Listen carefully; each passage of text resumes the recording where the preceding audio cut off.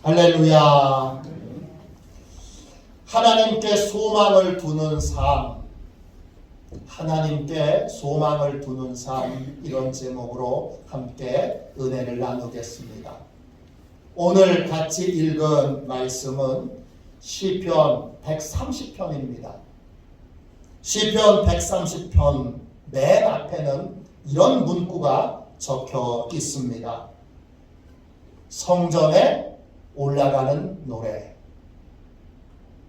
이 시편은 목적이 따로 있습니다. 예배를 드리러 성전에 올라가면서 부르는 찬양이 시편 130편입니다. 성전 안에서 부르는 노래가 아니라 집에서 출발하면서 부르는 노래가 바로 시편 130편입니다. 이런 목적의 찬양이 130편만 있는 것이 아니라 시편 120편부터 134편까지가 다 이런 찬양입니다. 유대인들의 예배는 성전에 들어와서 시작되는 것이 아니라 놀랍게도 예배를 드리기 위해 집에서 출발하면서 예배가 시작됩니다. 왜 그럴까? 저의 경험을 돌이켜보니까 부부가 또 부모와 자녀가 언제 제일 많이 싸우느냐? 예배를 준비하면서 집에 나오기 전에 다툴 때가 많습니다. 전 신혼 때 저는 일찍 준비가 끝나서 차에 타고 있으면 아내는 시간이 많이 좀 걸리잖아요. 그걸 기다리지 못해서 왜 이렇게 늦게 나왔어? 뭐 하고 티격태격 하다가 예배를 드리러 가서 은혜를 사모하는 마음도 또 은혜에 대한 간절한 기대도 없이 예배를 드릴 때를 생각해 보면 예배는 집에서 출발할 때부터 준비되어서 예배를 드려야 하는 것이 맞는 것 같습니다. 그래서 성전에 올라가면서 부르는 찬양이 생겨난 것입니다. 이 찬양을 부르면서 예배를 어떻게 준비했을까요? 여러분은 주일 예배를 어떻게 준비하세요? 이 찬양을 부르면서 우리는 이런 질문을 던지게 됩니다. 오늘 예배에 무엇을 기대하고 무엇을 소망하는가? 여러분은 어떠세요?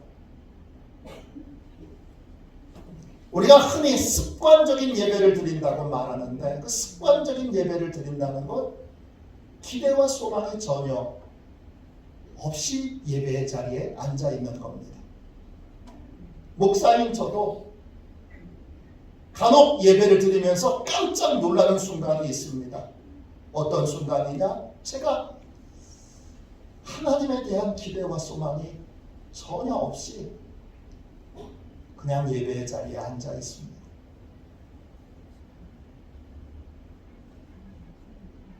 그런 순간이 목사인 저에게도 있습니다. 깜짝 놀라서 내가 지금 뭘 하고 있는 거지? 그런 생각이 들 때가 있습니다. 여러분은 어떤 기대와 소망으로 예배의 자리에 나와 계십니까?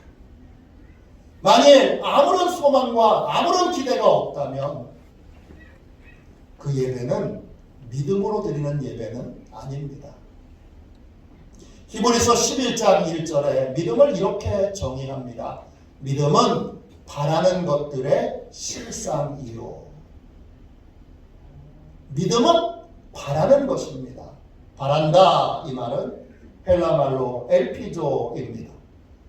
뜻은 특정한 대상에게 소망을 고정시킨다, 소망을 둔다 이런 뜻이에요. 바란다는 건 하나님이 일하여 주심을 기대하는 것입니다. 오늘 이 예배를 통하여 하나님이 일하여 주시고 역사하여 주실 것을 믿고 기대하는 것. 이게 예배에 대한 기대입니다. 그런 기대를 가지고 예배의 자리에 나오셨나요? 그럼 구체적으로 예배의 자리에 나올 때 뭘 기대해야 되죠? 하나님께? 하나님께 어떤 소망을 두고 예배의 자리에 나와야 하지요? 시편 130편에 이 기도자는 네 가지의 기대를 가지고 예배의 자리에 나와야 한다. 이렇게 우리에게 알려주고 있습니다. 하나씩 하나씩 살펴보므로 저도 여러분도 늘 하나님의 일하심을 기대하며 소망하며 생생한 소망과 기대로 예배를 드리실 수 있기를 주님의 이름으로 축원합니다. 그럼 어떤 소망과 기대를 품고 예배의 자리에 나와야 합니까? 첫 번째, 하나님께서 내 기도에 귀를 기울여 들으실 것을 믿고 기대해야 합니다. 1절, 2절을 보세요. 여호와여, 내가 깊은 곳에서 주께 부르짖었나이다. 주여, 내 소리를 들으시며 나의 부르짖는 소리에 귀를 기울이소서. 시편 130편의 기도자는 지금 깊은 곳에 있습니다. 이 깊은 곳은 스스로의 힘으로는 빠져나올 수 없는 깊은 수렁을 말합니다. 내 힘으로는 어쩔 수 없는 수렁에 빠져 있을 때 우리는 무엇을 해야 되죠? 하나님께 부르짖어야 합니다. 내 힘으로 해결할 수 없는 인생의 문제를 만났을 때 그때마다 우리는 하나님께 부르짖어야 합니다. 예배당은 만민이 기도하는 집이기 때문입니다. 우리는 예배의 자리에 나오는 여러 이유가 있는데 가장 큰 이유는 하나님께 부르짖기 위해서입니다. 부르짖는다, 이 말은 히브리어로 콰라입니다. 울부짖다, 비명을 지르다, 초대하다, 이런 뜻입니다.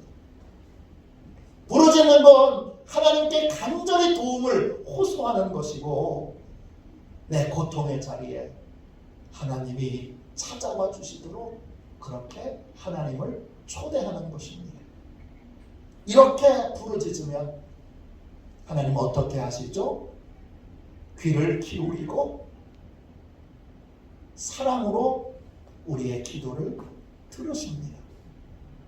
남편도 내 울부짖는 소리 안 듣는데, 아내도 내 울부짖는 소리 안 듣는데, 우리 자식들도 내가 말할 때 귀를 막는데,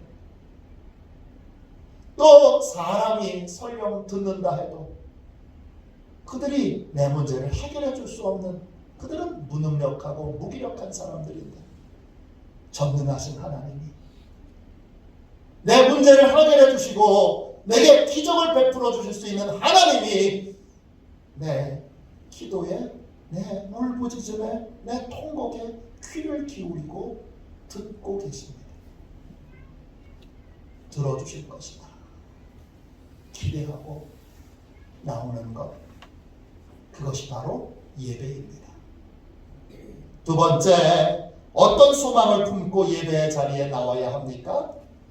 하나님께서 내 죄와 허물을 용서해 주실 것을 믿고 기대하며 예배의 자리에 나와야 합니다.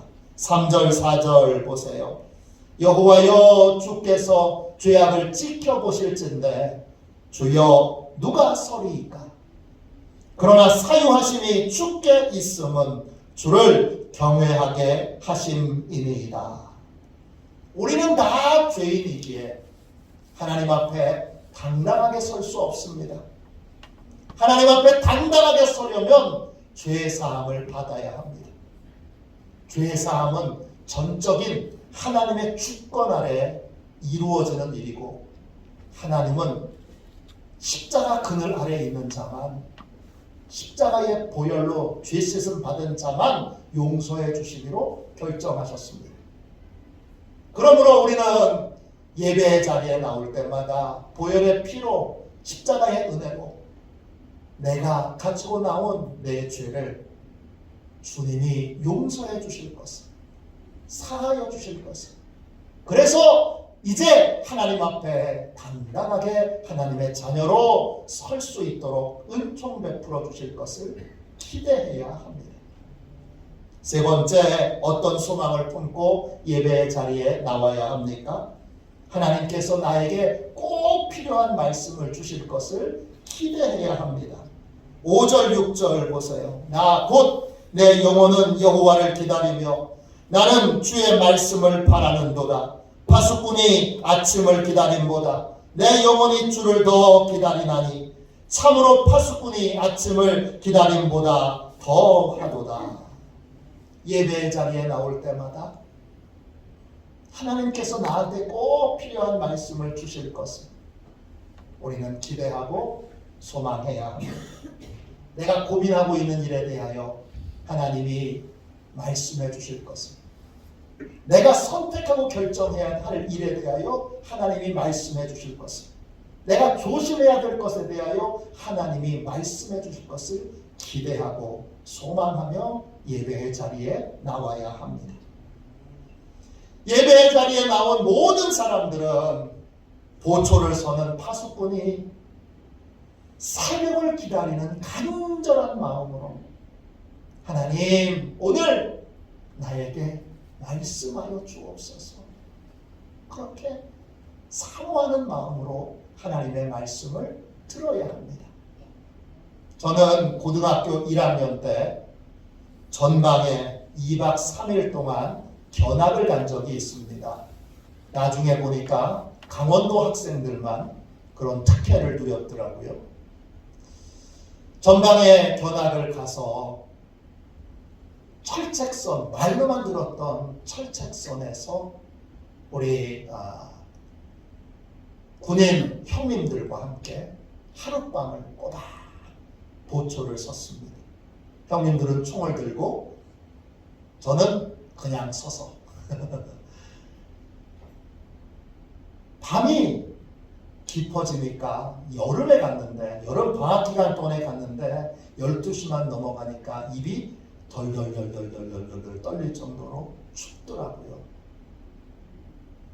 새벽 그거 금방 오겠지 생각했는데 예상보다 밤은 길었습니다. 풀벌레 소리, 바람 소리, 나무가 움직이는 소리, 이런 소리를 들으면서 새벽이 오겠지, 새벽이 오겠지, 새벽이 오겠지 했는데 고등학교 1학년짜리가 느끼기에는 밤은 굉장히 길었습니다. 기다리고 기다리던 새벽이 왔을 때 동쪽으로부터 태양이 하늘을 붉게 물들이면서 쫙 올라오는데 밤새 기다렸던 그 기다림 때문인지 그 태양이 쫙 올라올 때 울컥 눈물이 나더라고요. 그리고는 좀 지나서 이제 나팔 소리가 울리면 밤샘 철책 근무는 끝나게 됩니다. 그때 그 철책에서 근무하던 그 병사들이 새벽을 간절히 기다렸던 것처럼 우리는 예배마다 나를 향한 하나님의 말씀을 기다려야 합니다. 하나님 나에게 말씀하여 주옵소서. 그리고 하나님의 말씀이 마침내 내게 예배 가운데 임하게 될 때 나는 비로소 길을 찾게 됩니다. 이렇게 하면 되겠구나. 또 해결의 방법을 얻습니다. 이렇게 하면 해결되겠구나. 그렇게 깨달아지고 알게 되어 우리는 힘있게 그 길로 갈 수 있게 됩니다. 기독교 잡지에서 읽었던 어느 여자 집사님의 간증입니다.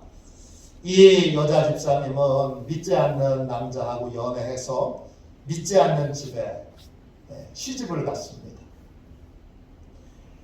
시댁 식구들은 이 집사님이 예수 믿는다는 이유 때문에 시집간 첫날부터 노골적으로 미워하고 괴롭힙니다.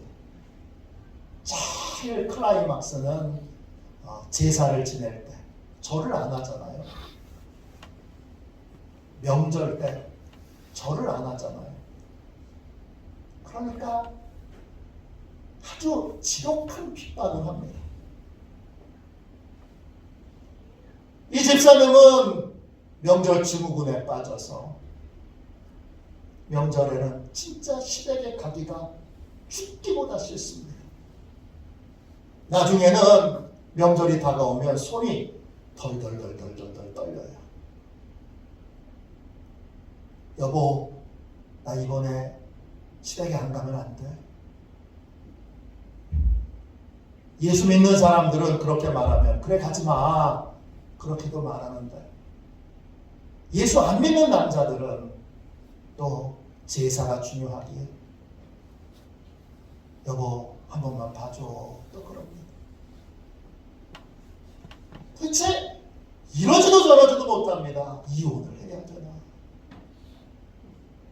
별별 생각을 다 하고 있다가 안 되겠다. 하나님한테 가서 떼써야지. 그리고는 작정해서 새벽 기도를 작정하여 나오게 되고 나와서는 하나님께 이렇게 통곡하며 기도합니다. 하나님 너무 괴롭습니다. 시댁에 가는 것이 죽기보다 싫습니다. 하나님 안 도와주시면 저 이혼할 수밖에 없어요. 그렇게 울며 기도합니다. 그렇게 눈물을 뿌려가며 매일 새벽에 나와 기도하던 어느 날 주일 예배를 드릴 때 하나님이 이 집사님의 마음에 상상도 못했던 획기적인 말씀을 주십니다. 어떤 말씀이냐? 이런 말씀입니다. 너만 괴로운 것이 아니다. 내가 시댁에 가면 시댁을 사로잡고 있는 마귀도 너로 인하여 괴로워하고 있단다. 이 말씀은 집사님의 생각을 근원적으로 바꿔놨습니다. 시댁에 가면 내가 괴롭힘 받고 내가 상처 입고 내가 가스라이팅 당하고 나만 힘들고 나만 억울한 줄 알았는데 하나님이 알려주시는 거예요. 네가 가면 예수 믿는 네가 가면 그 집에 역사하는 귀신들도 그 집에 역사하는 마귀들도 너 때문에 힘들고 너 때문에 괴롭다. 그러니까 갑자기 이 집사님이 사명감이 생기고 또 굳건한 믿음이 일어나서 내가 마귀를 괴롭히러 악한 귀신을 괴롭히러 빠짐없이 명절 때마다 가야지 생각을 바꾸게 됩니다. 그리고 제사를 지내러 가게 될 때 시댁문을 전에는 죽기보다 싫은 지옥문이 열리네 그랬는데 이제는 문을 활짝 열고 속으로 이렇게 말합니다. 마귀야 괴롭지? 내가 또 왔다. 너도 한번 당해봐라 이놈아. 그리고는 제사를 지내는 내내 제사 음식을 만드는 내내 마귀를 쫓아내는 그러한 기도를 속으로 드립니다. 눈을 크게 뜨고 속으로만 예수 그리스도의 이름으로 마귀야 떠나가라. 마귀야 묶여져라. 마귀야 나가라. 계속 외칩니다. 그랬더니 재미가 있습니다. 빵긋빵긋 웃게 됩니다. 시어머니가 뭐라고 얘기하든지 아유 저거는 시어머니가 하는 말씀이 아니라 마귀가 시키는 말이지 안소가 마귀야 그러면서 한 귀로 듣고 그냥 흘려보냅니다. 그래서 빵긋빵긋 웃으면서 제사도 지내고 제사 지낼 때도 꼿꼿이 서서 함께 드리고 또 명절 때도 다른 식구들 다 절할 때 꼿꼿이 쳐서 열심히 선포하면서 그 시댁의 생활을 합니다. 1년이 채 안 돼서 놀라운 일이 벌어졌습니다.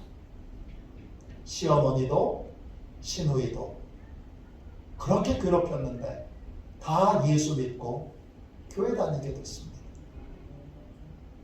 하나님의 말씀에는 해결의 길이 있습니다.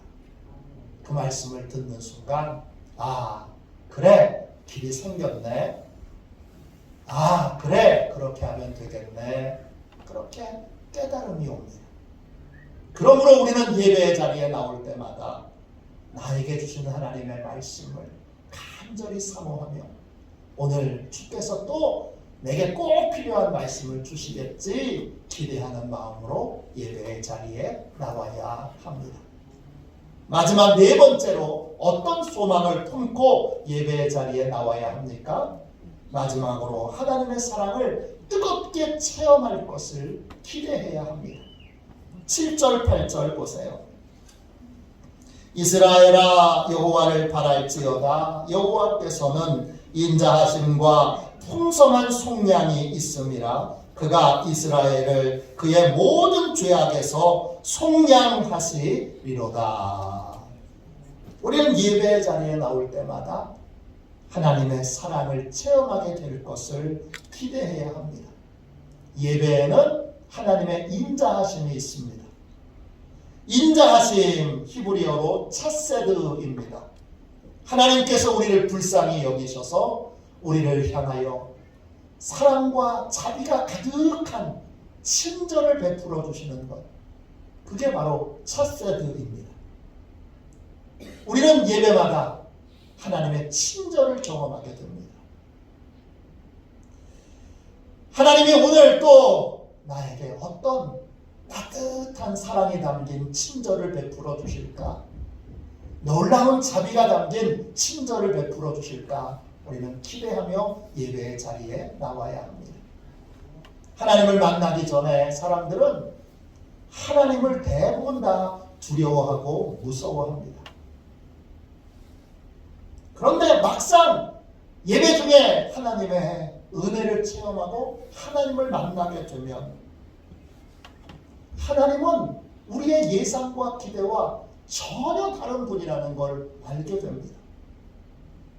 하나님을 만나면 하나님이 내 실수와 내 허물과 내 잘못에 대해서 호되게 질책하실 것만 같은데 하나님은 한 번도 그렇게 안 하십니다. 하나님은 내 사정, 내 연약함, 내 고통을 다 아시고 나를 꼭 안아주십니다. 나의 연약함을 다 아시고 수고했다고 말씀하십니다. 책망하시기보다 내 고통을 위로해 주시고 내 상처를 어루만져 주십니다. 그것이 하나님의 인자하심입니다. 우리는 좋은 음식점에 가면 그 친절한 서비스에 감동합니다. 전 비행기 탈 때 친절한 서비스에 감동할 때가 있습니다. 한 번은 장례가 있어서 선교에 나갔다가 급하게 돌아오는데 비행기 표가 없어서 평생 처음으로 비즈니스를 타본 적이 있습니다. 비즈니스를 타니까 승무원 아가씨가 딱 무릎을 꿇고 눈을 마주보면서 인사를 그렇게 하더라고요. 친절에 감동했습니다. 근데 그 스튜어디스의 친절함은 비교도 안 되는 하나님의 사랑과 자비가 가득 담긴 친절함이 이 예배 시간에 하나님으로부터 임하게 됩니다. 우리는 예배를 드릴 때마다 하나님이 또 얼마나 놀라운 친절과 자비와 사랑으로 나를 맞아주실까 기대하는 마음을 품고 예배로 나와야 합니다. 은혜의 작가로 불리는 브래던 매닝이 자신의 인생을 회고하는 회고록을 썼습니다. 그 책의 제목이 모든 것이 은혜다입니다. All is grace. 모든 것이 은혜다. 그는 자신의 일생 전체를 회고하면서 이런 고백을 합니다. 우리는 벌거벗은 채 진리 속에 사는 것이 옷을 입고 거짓과 환상 속에 사는 것보다 훨씬 더 낫습니다. 이 사실을 하나님께서 잘 아십니다. 그래서 하나님께서는 인간의 공로로 덕을 쌓으려는 저의 교만과 거짓을 다 벗겨내셨습니다. 돌이켜보면 이 모든 것이 은혜입니다. 하나님이 여기까지 도우셨습니다. 우리는 상처받을 때도 우리가 하나님의 은혜 가운데 있다는 걸 발견하게 됩니다. 우리는 실망스러운 일을 만날 때도 하나님의 사랑 가운데 있다는 걸 체험하게 됩니다. 우리는 실패했을 때에도 변함없는 하나님의 은총 가운데 있다는 걸 발견하게 됩니다. 어디서 발견하죠? 예배의 자리에서 이 모든 것을 발견하게 됩니다. 예배는 이 하나님의 뜨거운 사랑을 다시 체험하는 복된 장소입니다. 예배를 드리러 나올 때마다 하나님이 오늘 어떤 은혜를 주실까 기대하는 마음, 소망하는 마음으로 우리는 예배의 자리에 나와야 합니다. 영국의 글램팜의 화가이자 작가인 샬롯 엘리엇이라고 하는 여성이 있었습니다. 이 여성은 20대부터 화가로도 상당한 주목을 받았고 작가로도 상당한 주목을 받았습니다. 그런데 30대가 돼서 병에 걸렸습니다. 갑작스러운 병을 앓게 되면서 이 샬롯은 크게 실망하고 매사에 부정적이고 그리고 반항적인 여자로 바뀌게 됩니다. 딸의 병화를 보고 걱정했던 아버지는 평소 존경하던 친구이자 목사인 말란 목사에게 가정 신방을 요청합니다. 가정 신방을 한 이 말란 목사는 신방하는 장면이 실제로 사진에도 있습니다. 말란 목사가 엘리옷에게 신앙 이야기를, 예수님 이야기를 꺼내자 엘리옷이 신경질적인 반응을 보이면서 이렇게 묻습니다. 나 같은 사람이 어떻게 예수를 만날 수 있나요? 나 같은 사람이 어떻게 예수를 만나요? 그럽니다. 이때 이 말란 목사가 그녀에게 이렇게 대답합니다. 당신은 예수님을 만나기 위해 아무것도 할 필요가 없습니다. 당신은 그저 있는 모습 그대로 주님께 나오기만 하면 됩니다. 이 말을 들었을 때 엘리옷은 병으로 좌절하고 상처를 입었던 마음을 하나님이 어루만져 주시는 걸 느끼게 됩니다. 그녀는 목사님 앞에 무릎을 꿇고 예수님을 영접하는 영접 기도를 드리고 자신의 인생을 예수님께 드리게 됩니다. 그날 자신이 느낀 큰 감동을 잊을 수 없어서 작가였던 이 엘리옷이 찬송가 가사를 씁니다. 그리고 이 가사가 곡이 붙여져서 지금 우리의 찬송가에 나옵니다. 찬송가 282장 큰 죄에 빠진 날 위해입니다. 1절 가사가 이렇게 되어 있습니다. 큰 죄에 빠진 날 위해 주 보혈 흘려주시고 또 나를 오라 하시니 주께로 거저갑니다.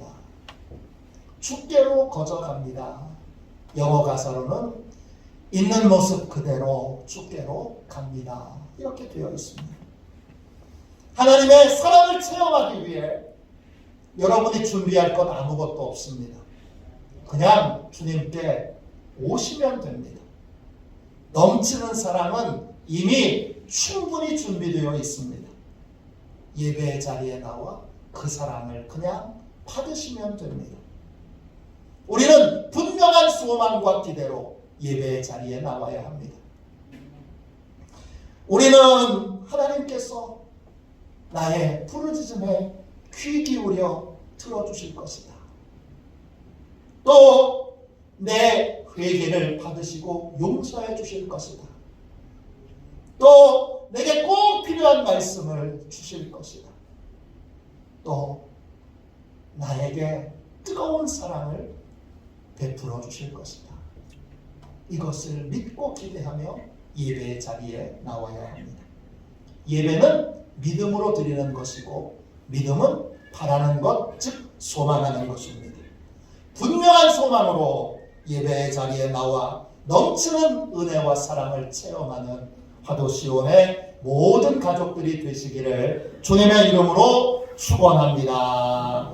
우리 함께 찬송가 488장 우리 1절만 한번 찬양하고 뜨겁게 믿음과 소망으로 이제 예배의 자리에 나오겠습니다. 하나님의 일하심만을 믿고 믿음과 소망으로 소망을 갖고 소망을 붙들고 예배를 드리러 나오겠습니다. 이렇게 우리 결단하는 기도를 드리겠습니다.